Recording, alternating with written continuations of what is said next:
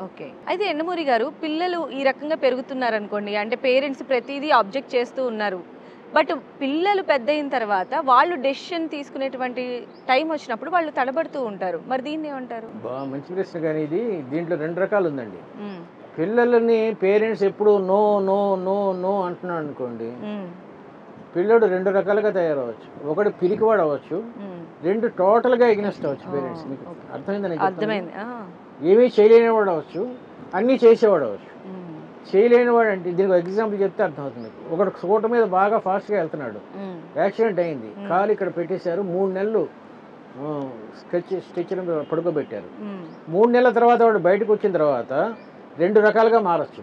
ఒకటి చాలా స్లోగా నడుపుతూ అవును. అన్నిటికీ భయపడుతూ వెళ్ళొచ్చు. రెండోసారి ఎలాగో ఒకసారి యాక్సిడెంట్ అయింది కదా, హ్మ్. So I'm prone to it, ఇంతకన్నా ఏం జరగదు కదా అని చెప్పి ర్యాష్గా నడిపేవాడు అవ్వచ్చు. హ్మ్. సో ఏ కుర్రవాడు ఎలా పెరుగుతాడనేది ఎవరో చెప్పలేమండి.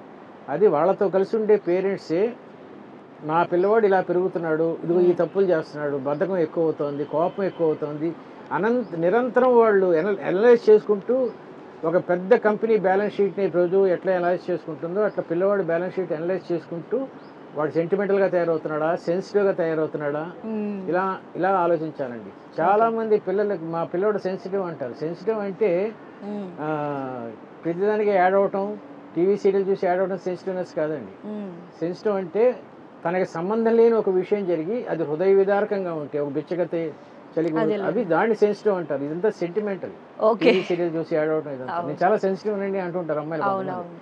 సెన్సిటివ్ సెన్సిటివ్నెస్ కదా! కాదు, సెంటిమెంటల్ సెంటిమెంటల్. అది. ఓకే. సో పిల్లలు ఎలా పెరుగుతున్నారనేది పేరెంట్స్ చూసుకోవాలి. యెస్. సో